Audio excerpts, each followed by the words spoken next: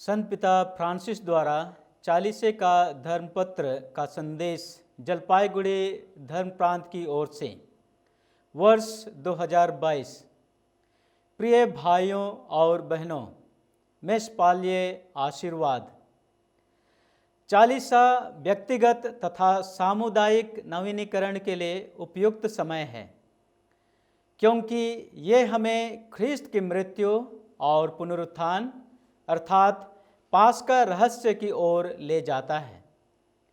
इस वर्ष की चालीसा यात्रा को गहराई से मनन चिंतन के लिए हमें गलातियों के नाम संत पौलुस का पत्र अध्याय 6 पद संख्याएं 9 और 10 दिया गया है, जो हमें आह्वान करता है हम भलाई करते करते हिम्मत ना हारें, क्योंकि यदि हम दृढ़ बने रहेंगे तो समय आने पर अवश्य फसल लूनेंगे। इसलिए जब तक हमें अवसर मिल रहा है हम सबों की भलाई करते रहें, विशेष रूप से उन लोगों की जो विश्वास के कारण हमारे संबंधी हैं। बुनाई और कटाई। प्रेरित अपने जीवन काल में यीशु के बोने वाले का दृष्टांत को याद करते रहते थे, जहां संत पौलुस इस विषय को कैरोस अर्थात उपयुक्त समय बतलाते हैं। यदि हम उपयुक्त समय में अच्छाई को बोते हैं तो हम 100 गुना फल प्राप्त कर पाएंगे। हम लोगों के लिए वह उपयुक्त समय क्या है? हमारे संपूर्ण जीवन में चालीसा ही वह उपयुक्त समय है। साधारणतः हम अपने जीवन में लालच, घमंड, धन प्राप्ति की लालसा और सब कुछ को अपने अधिकार में रखकर उसका उपभोग करने की इच्छा रखने वाले उस मूर्ख धनवान व्यक्ति के बारे में हम पवित्र सुसमाचार संत लूकस अध्याय 12 पद संख्याएं 16 से लेकर के 21 में पढ़ते हैं, जो अपनी उपज और पर्याप्त भंडार पाकर अपने मन में यह विचार करता है कि उसका जीवन सुरक्षित है। चालीसा हमें मन और हृदय परिवर्तन के लिए निमंत्रण देता है। हम जीवन में सच्ची खुशी और आनंद धन बटोरने और संग्रह करने में नहीं, किंतु दान देने तथा अच्छाई को बोने और बांटने में पाते हैं। फ्रैटिली टूटी 54 में इंगित किया गया है कि सर्वप्रथम बोने वाला स्वयं ईश्वर है, जो बड़ी उदारता और प्रेम से प्रचुर मात्रा में अच्छाई रूपी बीज को मानवीय परिवार में बोना जारी रखता है।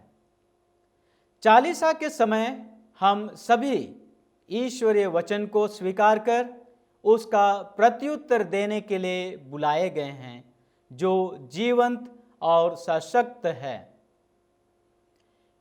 इब्रानियों के नाम पत्र अध्याय 4 पद संख्या 12 कहता है, वह हमारी आत्मा के अंतरतम तक पहुंचता है और हमारे मन के भावों तथा विचारों को प्रकट कर देता है।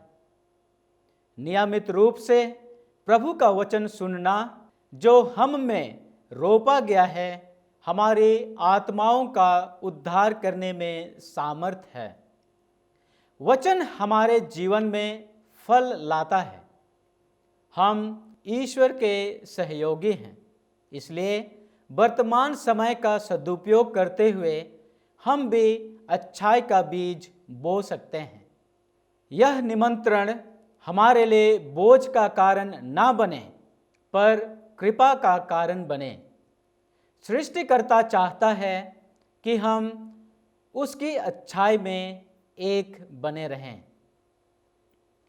संत पौलुस बुनाई और कटाई के संदर्भ में कुरिन्थियों के दूसरे पत्र अध्याय 9 पद संख्या 6 में घनिष्ठ संबंध की ओर इशारा करते हुए कहते हैं, जो कम बोता है वह कम लूनता है और जो अधिक बोता है वह अधिक लूनता है।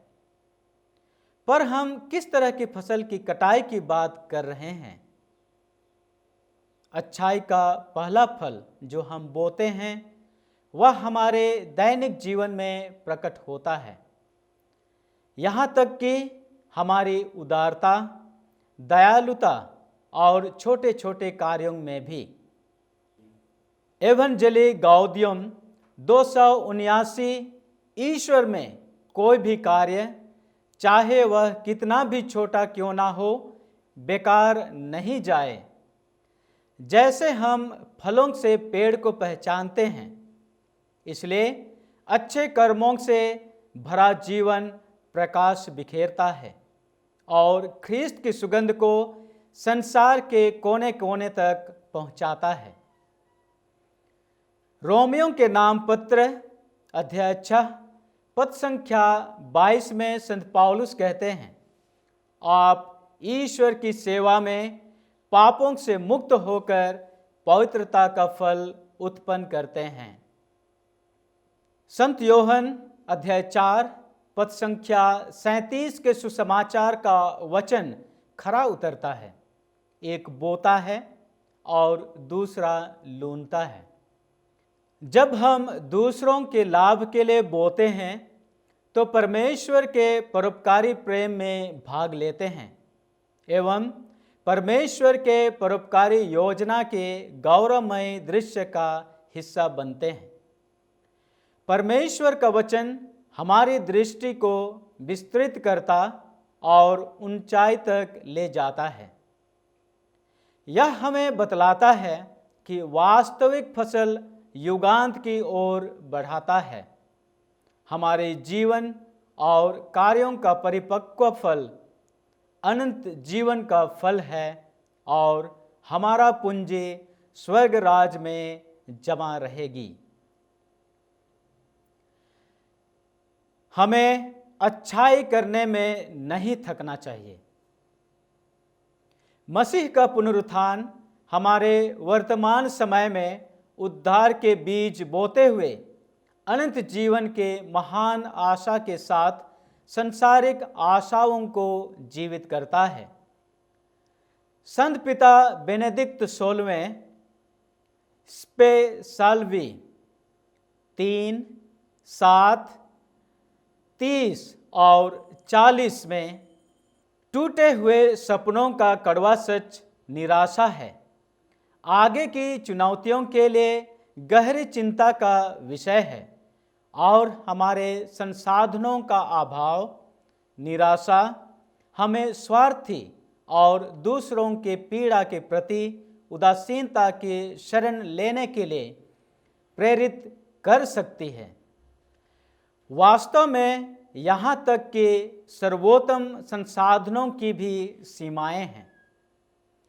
युवा थके हुए हैं, वे ठोकर खाकर गिर जाते हैं, फिर भी ईश्वर थके हुए को शक्ति देता है, वह कमजोर को मजबूत करता है।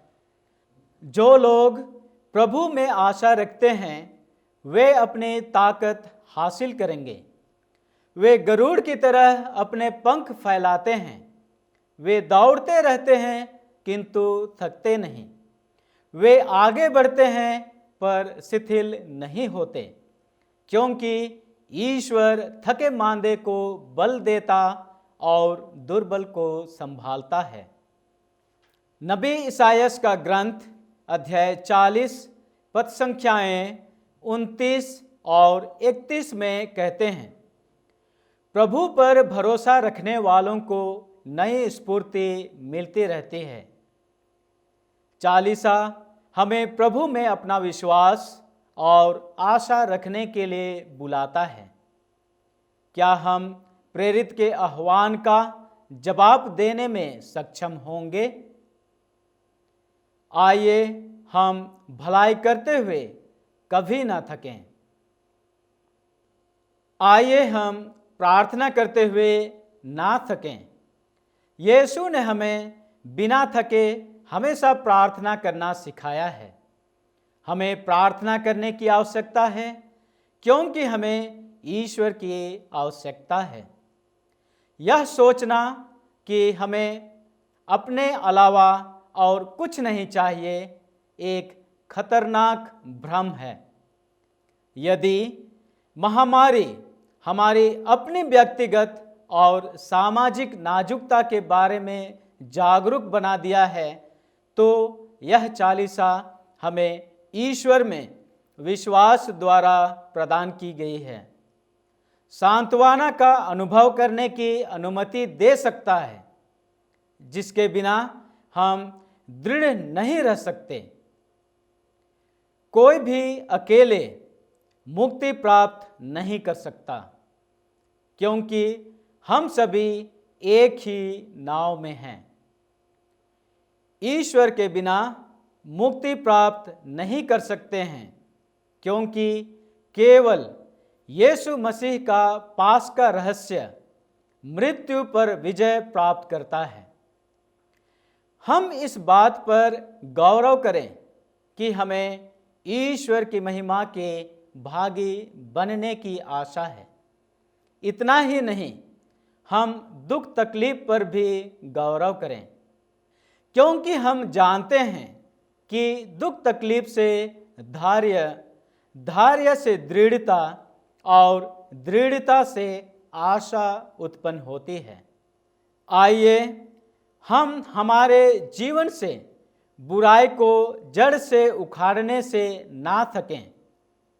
शारीरिक उपवास, जिसके लिए चालीसा हमें बुलाता है, पाप के खिलाफ लड़ाई के लिए हमारी आशा को मजबूत करता है। आइए हम तपस्या और पाप स्वीकार संस्कार में क्षमा मांगने से ना थकें, क्योंकि ईश्वर क्षमा करते नहीं थकते। फ्रेटेली टूटी 166 द्वारा संत पिता कहते हैं, आइए हम बुराइयों के खिलाफ लड़ते हुए ना थकें। काम वासना और कमजोरी जो स्वार्थ और सभी प्रकार के बुराइयों को प्रेरित करती है, जो पुरुषों और महिलाओं को पाप में फंसाने के कई तरीके से काम करती है, उन्हीं में से एक है डिजिटल मीडिया की लत, जो इंसान के रिश्तों को कमजोर बनाती है। इन प्रलोभनों का विरोध करने और भलाई करने के लिए चालीसा एक उपयुक्त समय है। आइए हम अपने पड़ोसियों के प्रति सक्रिय दान और अच्छे कर्म करने से ना थकें। इस चालीसे के दौरान हम खुशी खुशी दान देने का अभ्यास करें, क्योंकि परमेश्वर बोने वालों को बीज और भोजन के लिए रोटी देता है।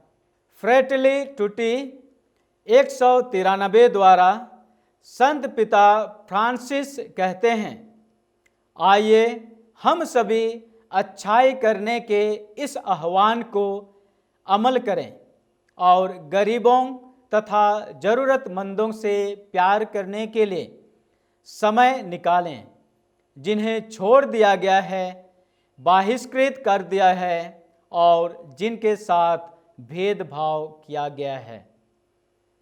यदि हम हार नहीं मानते हैं, तो हम नियमित समय में अपनी फसल काट लेंगे।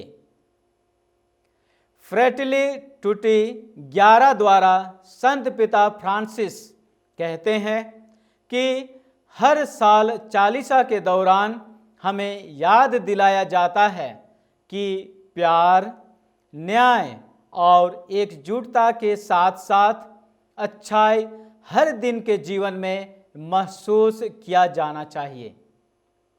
परिवर्तन के इस मौसम में ईश्वर की कृपा और कलीसिया में सहभागिता से हमें अच्छा करने में नहीं थकना चाहिए।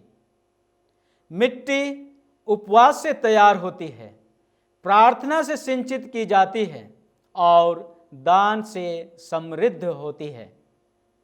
आइए हम दृढ़ता से विश्वास करें कि यदि हम हार नहीं मानते हैं तो हम नियमित समय पर अपनी फसल काटेंगे। कुंवारी मरिया, जिसने अपने गर्भ में उद्धारकर्ता को धारण किया और जन्म दिया और अपने हृदय में इन सभी बातों पर विचार किया, हमारे लिए धैर्य का उपहार प्रदान करें। वह अपनी ममतामयी उपस्थिति के साथ परिवर्तन के इस मौसम में अनंत मुक्ति का फल लेकर हमारे लिए आए। कृपया ध्यान दें, पहला, राखबोध एवं प्रत्येक शुक्रवार को उपवास और परहेज दोनों हैं। दूसरा, चालीसा के समय त्याग से जमा की गई राशि पल्ली में जमा करें। यह आपदा में पड़े लोगों के सेवार्थ हेतु है।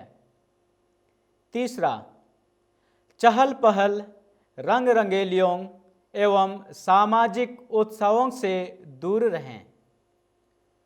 चौथा, मरण मिस्सा ना करें। पांचवा, 18 से 60 वर्ष के उम्र वालों को उपवास करना अनिवार्य है। छठा, चालीसा में महिमा गान केवल विशेष अवसरों में गाया जाए। प्रार्थनामय शुभकामनाओं एवं पितृतुल्य आशीर्वाद के साथ मान्यवर धर्माध्यक्ष क्लेमेंट तिर्की DD, जलपाईगुड़ी धर्म प्रांत के धर्माध्यक्ष।